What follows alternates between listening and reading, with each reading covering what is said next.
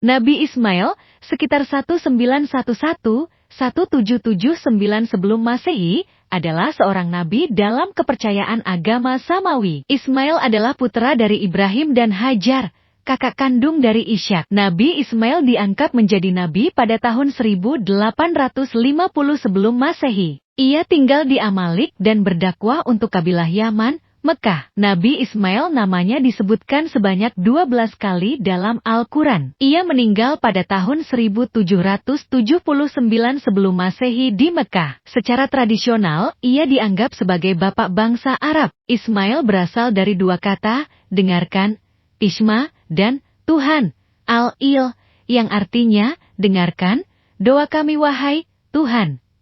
Ismail bin Ibrahim menikah dengan Umarah binti Yasar bin Akil kemudian diceraikan lalu menikah lagi dengan Sayyidah binti Mazas bin Umru. Pernikahan dengan Meribah dan Malkut diketahui memiliki sejumlah anak dan hanya ada seorang anak wanita yang bernama Basyemat. Nabi Ibrahim meninggalkan Ismail dan istrinya Hajar. Nabi Ibrahim yang berhijrah meninggalkan Mesir bersama istrinya Sarah, Hajar, dan dayangnya di tempat tujuannya di Palestina. Ia telah membawa pindah juga semua hewan ternaknya dan harta miliknya yang telah diperolehnya sebagai hasil usaha dagangnya di Mesir. Al-Bukhari meriwayatkan daripada Ibnu Abbas radhiyallahu anhu berkata, pertama-tama yang menggunakan setagen, ialah Hajar ibu Nabi Ismail tujuan untuk menyembunyikan kandungannya dari Sarah yang telah lama berkumpul dengan Nabi Ibrahim alaihi salam, tetapi belum juga hamil. Tapi walau bagaimanapun juga akhirnya terbukalah rahasia yang disembunyikan itu dengan lahirnya Nabi Ismail alaihissalam dan sebagai lazimnya seorang istri sebagai Sarah merasa telah dikalahkan oleh Hajar sebagai seorang dayangnya yang diberikan kepada Nabi Ibrahim alaihissalam. Dan sejak itulah Sarah merasakan bahwa Nabi Ibrahim alaihissalam lebih banyak mendekati Hajar karena merasa sangat gembira dengan putranya yang tunggal dan pertama itu.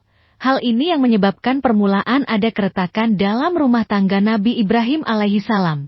Sehingga Sarah merasa tidak tahan hati jika melihat Hajar dan meminta pada Nabi Ibrahim alaihissalam supaya menjauhkannya dari matanya dan menempatkannya di lain tempat. Untuk sesuatu hikmah yang belum diketahui dan disadari oleh Nabi Ibrahim, Allah Subhanahu wa Ta'ala mewahyukan kepadanya agar keinginan dan permintaan Sarah istrinya dipenuhi. Maka dijauhkanlah Ismail bersama Hajar ibunya dan Sarah ke suatu tempat di mana yang ia akan tuju, dan di mana Ismail putranya bersama ibunya akan ditempatkan dan kepada siapa akan ditinggalkan. Maka dengan tawakal kepada Allah berangkatlah Nabi Ibrahim meninggalkan rumah membawa Hajar dan Ismail yang diboncengkan di atas untanya tanpa tempat tujuan yang tertentu. Ia hanya berserah diri kepada Allah yang akan memberi arah kepada binatang tunggangannya. Dan berjalanlah unta Nabi Ibrahim dengan 3 hamba Allah yang berada di atas punggungnya keluar kota masuk ke lautan pasir dan padang terbuka, di mana terik matahari dengan pedihnya menyengat tubuh dan angin yang kencang menghambur-hamburkan debu-debu pasir. Setelah berminggu-minggu berada dalam perjalanan jauh yang melelahkan, tibalah Nabi Ibrahim bersama Ismail dan ibunya di Makkah, kota suci di mana Ka'bah didirikan dan menjadi pujaan manusia dari seluruh dunia. Di tempat di mana Masjidil Haram sekarang berada, berhentilah unta Nabi Ibrahim mengakhiri perjalanannya. Disitulah ia meninggalkan Hajar bersama putranya dengan hanya dibekali dengan serantang bekal makanan dan minuman. Sedangkan keadaan sekitarnya tiada tumbuh-tumbuhan, tiada air mengalir. Yang terlihat hanyalah batu dan pasir kering. Alangkah sedih dan cemasnya Hajar ketika akan ditinggalkan oleh Ibrahim seorang diri bersama dengan anaknya yang masih kecil di tempat yang sunyi senyap dari segala-galanya kecuali batu gunung dan pasir. Ia seraya merintih dan menangis. Memegang kuat-kuat baju Nabi Ibrahim memohon belas kasihnya, janganlah ia ditinggalkan seorang diri di tempat yang kosong itu. Sungguh di tempat itu tiada seorang manusia, tiada seekor binatang, tiada pohon, dan tidak terlihat pula air mengalir. Sedangkan ia masih menanggung beban mengasuh anak yang kecil yang masih menyusui. Nabi Ibrahim mendengar keluh kesah Hajar merasa tidak tega meninggalkannya seorang diri di tempat itu bersama putranya yang sangat disayangi. Kan tetapi ia sadar bahwa apa yang dilakukannya itu adalah kehendak Allah Subhanahu wa Ta'ala yang tentu mengandung hikmah yang masih terselubung baginya. Ia sadar pula bahwa Allah akan melindungi Ismail dan ibunya dalam tempat pengasingan itu dari segala kesukaran dan penderitaan. Ia berkata kepada Hajar, bertawakallah kepada Allah yang telah menentukan kehendaknya, percayalah kepada kekuasaannya dan rahmatnya. Dialah yang memerintah aku membawa kamu ke sini dan dialah yang akan melindungimu dan menyertaimu di tempat yang sunyi ini. Sesungguh kalau bukan perintah dan wahyunya, tidak sesekali aku tega meninggalkan kamu di sini seorang diri, bersama putraku yang sangat kucintai ini. Percayalah wahai Hajar, bahwa Allah yang Maha Kuasa tidak akan melantarkan kamu berdua tanpa perlindungannya. Rahmat dan barokahnya akan tetap turun di atas kamu untuk selamanya, insya Allah. Mendengar kata-kata Ibrahim itu, segeralah Hajar melepaskan genggamannya pada baju Ibrahim. Dilepaskannya beliau menunggang untanya kembali ke Palestina dengan iringan air mata yang bercurahan membasahi tubuh Ismail yang sedang menetak. Sedangkan Nabi Ibrahim pun tidak dapat menahan air matanya ketika ia turun dari dataran tinggi meninggalkan Makkah menuju kembali ke Palestina di mana istrinya Sarah sedang menanti. Ia tidak henti-henti selama dalam perjalanan kembali memohon kepada Allah perlindungan, rahmat dan barakah, serta kurnia rezeki bagi putera dan ibunya yang ditinggalkan di tempat rasing itu. Nabi Ibrahim berkata dalam doanya, "Wahai Tuhanku, aku telah tempatkan putraku dan anak-anak keturunannya di dekat rumahmu, Baitullah, di lembah yang sunyi dari tanaman dan manusia agar mereka mendirikan syalat dan beribadah kepadamu. Jadikanlah hati sebagian manusia cenderung kepada mereka dan berilah mereka rezeki dari buah-buahan yang lezat, mudah-mudahan mereka bersyukur kepadamu." Munculnya mata air Zam-Zam. Nabi Ibrahim meninggalkan istrinya dan anaknya yang masih menyusu di padang Sahara. Ibu Ismail menyusui anaknya dan mulai merasakan kehausan. Saat itu matahari bersinar sangat panas dan membuat manusia mudah merasa haus. Setelah 2 hari, habislah persediaan air dan keringlah susu si ibu. Hajar dan Ismail merasakan kehausan dan makanan telah tiada, sehingga saat itu mereka merasakan kesulitan yang luar biasa. Ismail mulai menangis kehausan dan ibunya meninggalkannya untuk mencarikan air. Si ibu berjalan dengan cepat hingga sampai di suatu gunung yang bernama Safa. Ia menaikinya dan meletakkan kedua tangannya di atas keningnya untuk melindungi kedua matanya dari sengatan matahari. Ia mulai mencari-cari sumber air atau sumur atau seseorang yang dapat membantunya atau kafilah atau musafir yang dapat menolongnya atau apapun itu. Namun semua harapannya itu gagal. Ia segera turun dari Safa dan ia mulai berlari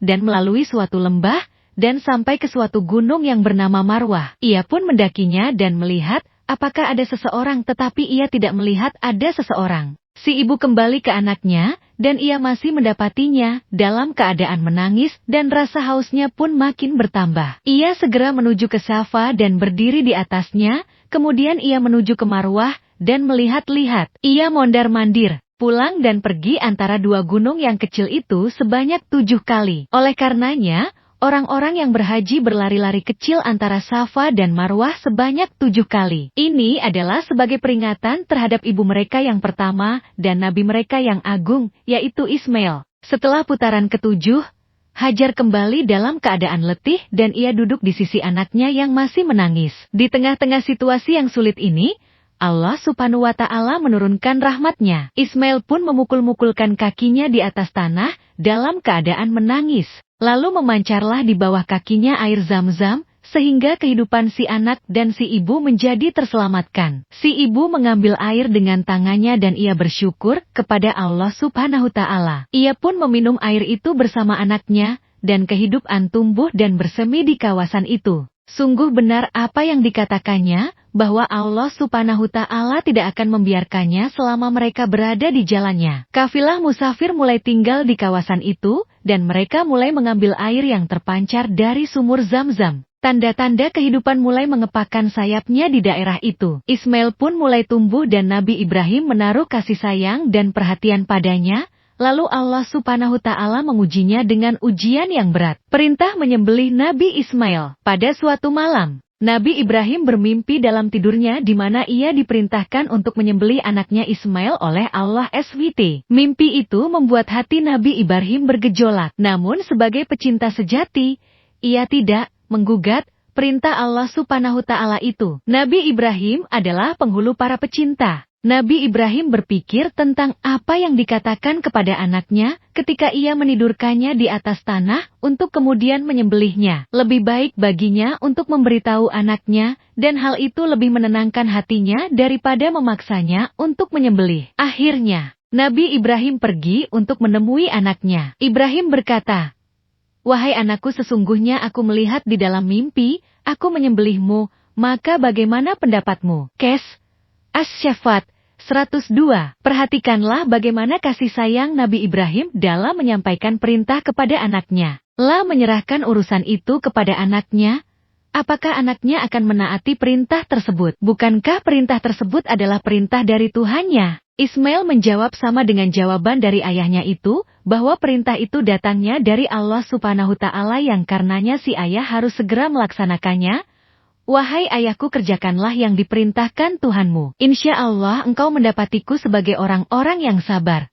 Asy-Syaffat 102. Perhatikanlah jawaban si anak. Ia mengetahui bahwa ia akan disembelih sebagai pelaksanaan perintah Tuhan. Namun ia justru menenangkan hati ayahnya bahwa dirinya akan bersabar. Itulah puncak dari kesabaran. Barangkali si anak akan merasa berat ketika harus dibunuh dengan cara disembelih sebagai pelaksanaan perintah Allah Subhanahu Ta'ala. Tetapi Nabi Ibrahim merasa tenang ketika mendapati anaknya menantangnya untuk menunjukkan kecintaan kepada Allah Subhanahu Ta'ala. Kita tidak mengetahui perasaan sesungguhnya Nabi Ibrahim ketika mendapati anaknya menunjukkan kesabaran yang luar biasa. Allah Subhanahu Ta'ala menceritakan kepada kita bahwa Ismail tertidur di atas tanah dan wajahnya tertelungkup di atas tanah sebagai bentuk hormat kepada Nabi Ibrahim agar saat ia menyembelihnya Ismail tidak melihatnya atau sebaliknya. Kemudian Nabi Ibrahim mengangkat pisaunya sebagai pelaksanaan perintah dari Allah Subhanahu Ta'ala.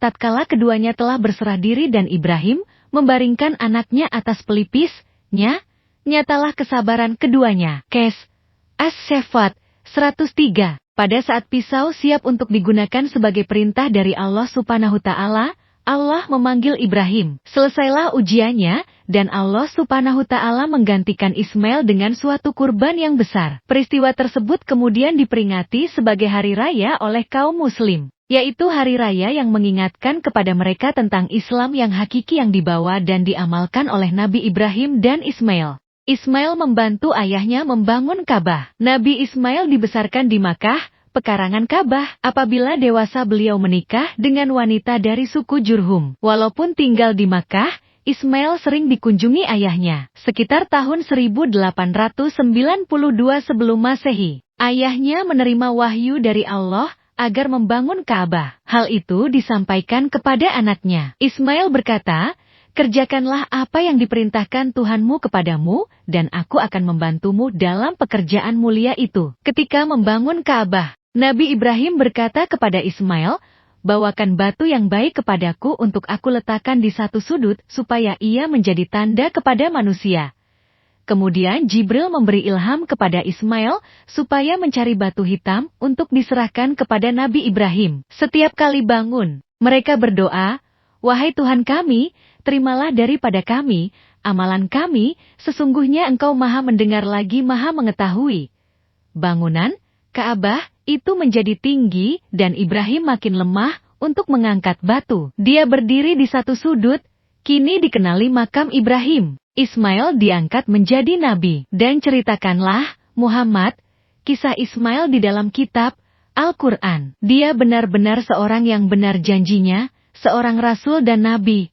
Quran Surat Maryam 19:54. Sekian lama, Ismail mendampingi ayahnya berdakwah. Ia pun diangkat menjadi seorang nabi dan rasul. Ismail sangat pantas diangkat menjadi nabi karena memiliki akhlak yang mulia. Ia sangat taat kepada Allah Subhanahu Ta'ala, berbakti kepada orang tuanya, menepati janji, dan bijaksana. Nabi Ismail berdakwah di Mekah. Ia menyeru umat manusia agar menyembah Allah SWT dan bertakwa kepadanya. Nabi Ismail wafat di Mekah. Tempat wafatnya dinamakan Hijr Ismail. Nabi Ismail mempunyai 12 anak lelaki dan seorang anak perempuan yang dinikahkan dengan anak saudaranya, yaitu Al-Is bin Ishaq. Dari keturunan Nabi Ismail lahir Nabi Muhammad SAW. Keturunan Nabi Ismail juga menurunkan bangsa Arab Mustaribah. Pelajaran dari kisah Nabi Ismail. Keluarga Ibrahim layak dijadikan teladan karena ketaatan dan kepatuhannya menjalankan perintah Allah. Mereka sukses melewati beberapa ujian. Ketaatan dan kepatuhan Nabi Ismail terhadap perintah Allah dan orang tuanya mencerminkan kepribadian anak saleh yang patut dijadikan teladan. Ketinggian budi pekerti yang dimiliki Ismail menjadikannya dicintai Allah dan mendapatkan banyak keistimewaan darinya, diantaranya diangkat menjadi nabi dan rasul. Perintah penyembelihan Ismail mengandung hikmah bahwa Allah mengajarkan tentang berkorban, agar manusia senantiasa saling peduli dengan yang lainnya. Semoga kita dapat mengambil pembelajaran dari kisah ini.